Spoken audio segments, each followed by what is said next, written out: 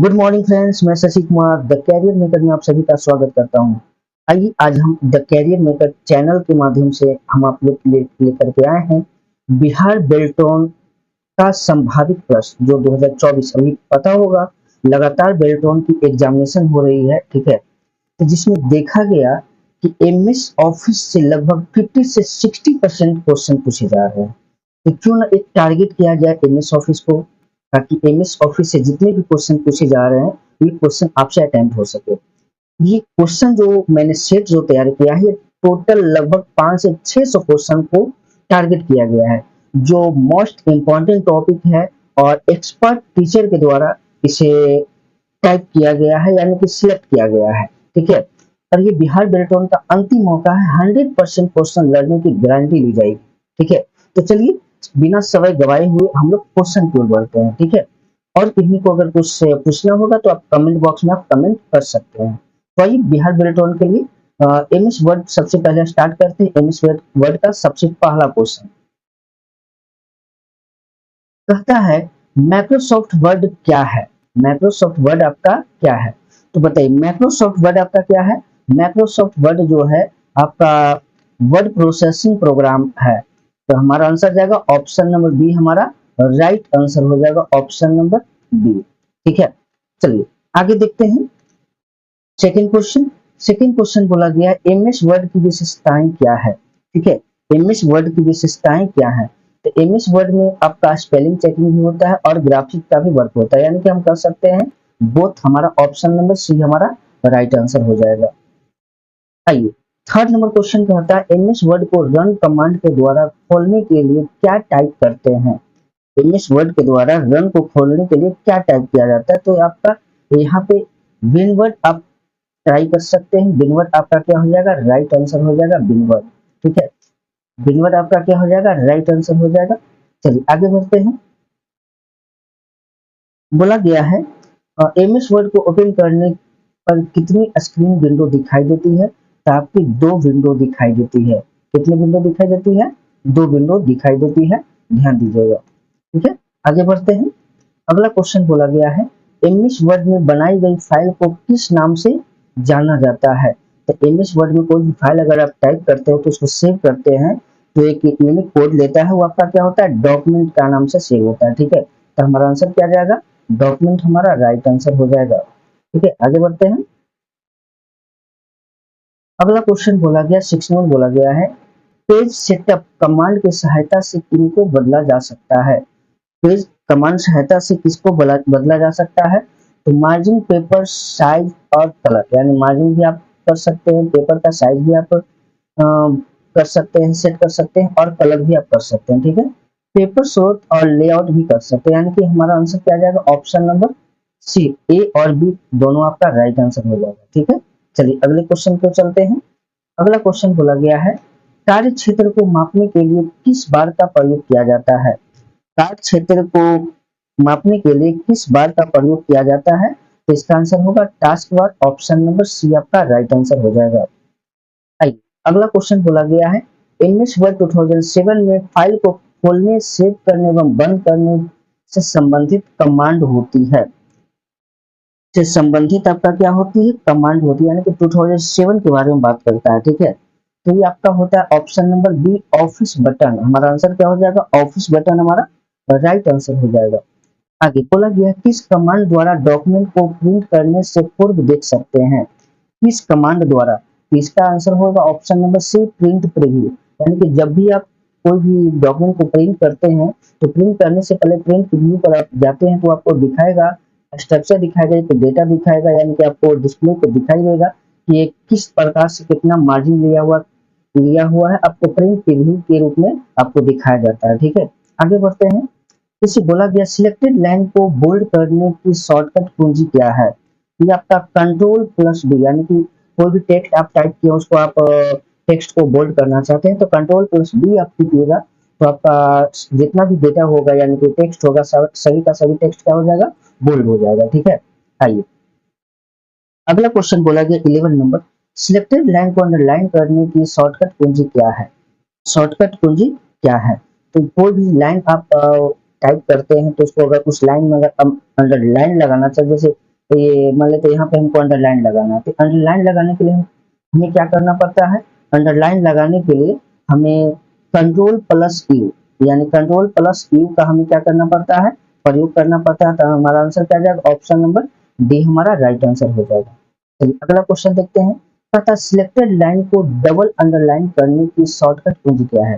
जैसे मान लेते हैं कुछ लाइन आपका सिलेक्ट किया हुआ, ठीक है, उस सिलेक्टेड लाइन को जब हमें डबल लाइन, उसके नीचे आपको क्या करना होगा, डबल लाइन, जैसे मान लेते हैं इसके नीचे हमको डबल लाइन करना है, तो डबल लाइन करने के लिए आपका कुछ एक शॉर्टकट की होता है, वो क्या है, control plus shift plus U. यदि control plus shift plus U को अगर आप सिलेक्ट करते हैं, control plus shift plus U को आप करते हैं, तो हमारा क्या हो जाता है, आंसर हो जाता है, यानी कि हमारा आंसर जाएगा ऑप्शन नंबर ए, हमारा राइट आंसर हो जाएगा, ठीक है, यानी control plus shift plus you. ठीक है, आगे बढ़ते हैं। अगला क्वेश्चन आपका बोला गया है, एक रेफरेंस है जो डॉक्यूमेंट के एक भाग की सूचना को दूसरे भाग में दिखाता है। एक रेफरेंस जो डॉक्यूमेंट के एक भाग की सूचना को दूसरे भाग में दिखाता है, तो आपका होता क्रॉस रेफरेंस, यानी ऑप्शन नंबर बी आपका राइट आंसर जाएगा। क्रॉस रेफरेंस यानी कि एक रेफरेंस में जो डॉक्यूमेंट के एक भाग की सूचना को दूसरे भाग में दिखाता है, उसको क्या कहते हैं, क्रॉस रेफरेंस हम कहते हैं। ठीक है, आगे बढ़ते हैं। 14 नंबर क्वेश्चन कहता है, सिलेक्टेड लाइन को लेफ्ट अलाइनमेंट करने की शॉर्टकट कुंजी है, यानी कि सिलेक्टेड लाइन को जो है लेफ्ट अलाइनमेंट में करने की शॉर्टकट कुंजी आपका क्या है। ठीक है, तो शॉर्टकट कुंजी होता है control plus L. Control plus L हमारा राइट आंसर हो जाएगा। ठीक है, आइए अगले क्वेश्चन बोला गया है, पैराग्राफ पैराग्राफ या लाइन को सेंटर लाइन करने के लिए किस कुंजी का प्रयोग किया जाता है, तब कंट्रोल प्लस ई। जैसे मान के कोई भी पैराग्राफ आप लिख रहे हैं, ठीक है, पैराग्राफ आपने लिखा, पैराग्राफ लिखने के बाद ये आपका इधर मार्जिन है, इधर थोड़ा सा ज्यादा मार्जिन है, तो इधर थोड़ा कम मार्जिन है, तो हमको पूरे सेंटर में रखना है, यानी कि इधर से भी मार्जिन इक्वल, इधर से भी मार्जिन इक्वल, और जो भी आपका डेटा हो आपको क्या रखना है, एकदम बीच में डेटा रखना है। तो बीच में डेटा रखने के लिए हमको क्या करना पड़ता है, कंट्रोल प्लस ई। कंट्रोल प्लस ई को करने से आपका एकदम लाइन एकदम मिडिल में आ जाएगा। ठीक है, लाइन एकदम क्या आ जाएगा, मिडिल में आ जाएगा। चलिए आगे बढ़ते हैं अगले क्वेश्चन में। अगला क्वेश्चन 16 नंबर क्वेश्चन बोला जाता है, एमएस वर्ड 2010 का यानी 2010 का पहला मेन्यू कौन सा है, यानी एमएस ऑफिस जो 2010 का पहला मेन्यू क्या है, तो फर्स्ट मेन्यू आपका क्या होता है, फाइल होता है, जो आपका ऑप्शन नंबर बी में है। तो हमारा आंसर क्या जाएगा, option number B right answer हो जाएगा।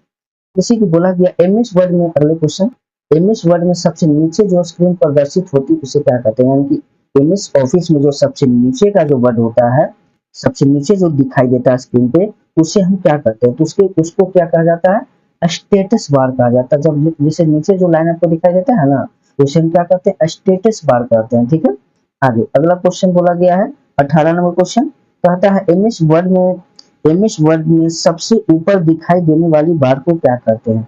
एमएस वर्ड में जब ऊपर जो लाइन दिखाई देता है, उसको क्या कहते हैं, उसको हम लोग कहते हैं टाइटल बार कहते हैं। क्या कहते हैं, title bar. Option number B आपका राइट आंसर हो जाएगा। अगला क्वेश्चन बोला गया है, फुट नोट और एंड नोट का उपयोग किसके लिए किया जाता है, यानी फुट नोट और एंड नोट जो है वो किसके लिए किया जाता है, वो आपका आंसर हो जाएगा ए, रेफरेंस, यानी रेफरेंस के लिए फुट नोट और एंड नोट का प्रयोग किया जाता है। ठीक है, आगे बढ़ते हैं अगले क्वेश्चन में। अगला क्वेश्चन बोला गया है, ये आपका ब्लैंक है, कहता है ग्राफिक्स आपकी सूचना और विचार का दृश्य प्रेजेंटेशन है, यानी कौन सा ऐसा जो है ग्राफिक आपकी सूचना और विचार का दृश्य प्रेजेंटेशन है, तो आपको बताना है। तो आपका होता है स्मार्ट आर्ट। देखिए स्मार्ट आर्ट किस ऑप्शन में, ऑप्शन नंबर डी। तो हमारा आंसर क्या जाएगा, option number D right answer हो जाएगा। ठीक है, चलिए अगले क्वेश्चन में चलते हैं। अगला क्वेश्चन बोला गया है, सिलेक्टेड लाइन को जस्टिफाई अलाइनमेंट करने की शॉर्टकट कुंजी क्या है, यानी सिलेक्टेड लाइन का राइट अलाइनमेंट करने की शॉर्टकट कुंजी कंट्रोल प्लस आर होता है। तो हमारा आंसर क्या हो जाएगा, कंट्रोल प्लस आर। ठीक है, चलिए आगे बढ़ते हैं। आगे बोला गया है, सिलेक्टेड लाइन को जस्टिफाई अलाइनमेंट करने की शॉर्टकट की क्या है, यानी सिलेक्टेड लाइन को जस्टिफाई, ठीक है, उसमें हमको क्या करना था, सिलेक्टेड लाइन को राइट, इससे पहले वाले क्वेश्चन में, लेकिन यहाँ पे आपको क्या दिया है, जस्टिफाई अलाइनमेंट करने की शॉर्टकट की क्या है, तो आपका होता है कंट्रोल प्लस जे, ऑप्शन नंबर डी आपका राइट आंसर हो जाएगा।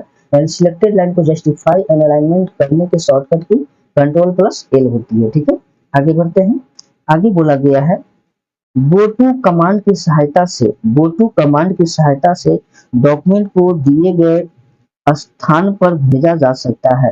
यानी कि गो टू कमांड की सहायता से डॉक्यूमेंट को दिए गए स्थान पर भेजा जा सकता है, किसके द्वारा?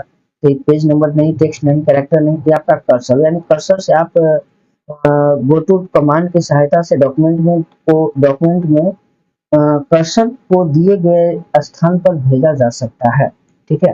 चलिए अगले क्वेश्चन में आते हैं। अगला क्वेश्चन कहता है, खाली ब्लैंक दिया है, खाली स्थान दिया गया, कहता है एक विषय सूची है जो डॉक्यूमेंट में अपने संबंधित रेफरेंस पेज के साथ उपस्थित होता है। टेबल और कंटेंट क्या होता है? टेबल और कंटेंट, यानी कह सकते हैं एक विषय सूची में जो डॉक्यूमेंट में अपने संबंधित रेफरेंस से पेज के लिए साथ उपस्थित होता है वो टेबल ऑफ कंटेंट, ठीक है। आगे बढ़ते हैं।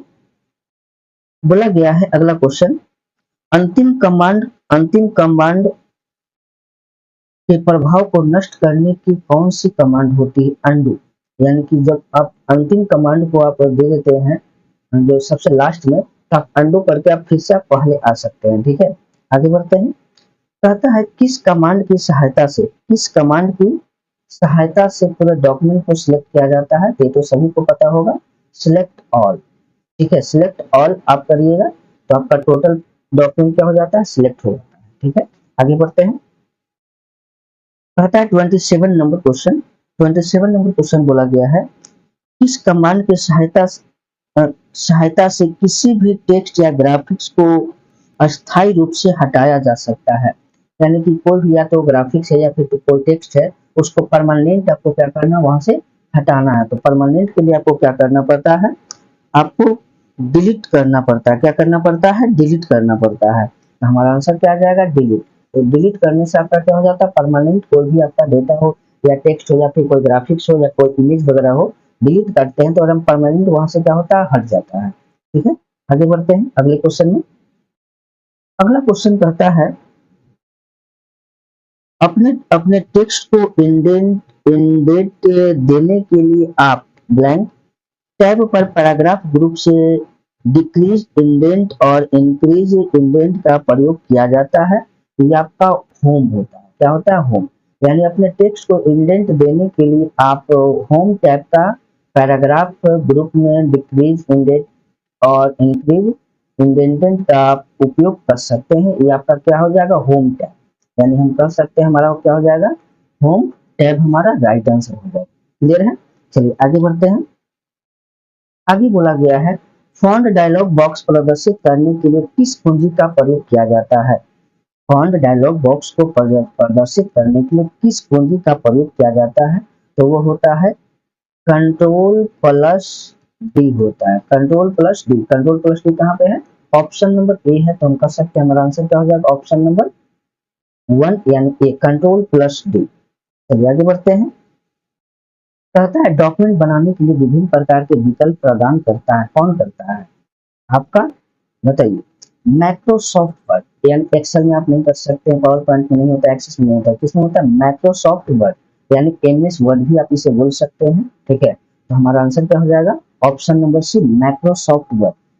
ये आपका पार्ट 1 का मैंने वीडियो आप लोग को लिए डाला है। ये टोटल 30 क्वेश्चन का आपको सेट बना करके दिया गया था, ठीक है। अब ध्यान रखिए, ये टोटल लगभग 500 से 600 क्वेश्चन में करवाऊंगा पूरा का पूरा एमएस ऑफिस का, ठीक है, जिसमें वर्ड, एक्सेल, पावर पॉइंट, सभी जितने भी एमएस ऑफिस से रिलेटेड आपका टॉपिक है, सारे टॉपिक का मैं क्वेश्चन करवाऊंगा। मोस्ट इंपॉर्टेंट टॉपिक है। अगर जिन लोगों का बेल्ट्रॉन का एग्जामिनेशन अगर अभी तक नहीं हुआ है, ये स्टूडेंट इसे अच्छी तरीके से 1 या 2 बार पढ़ें और नोट बनाएं, ठीक है।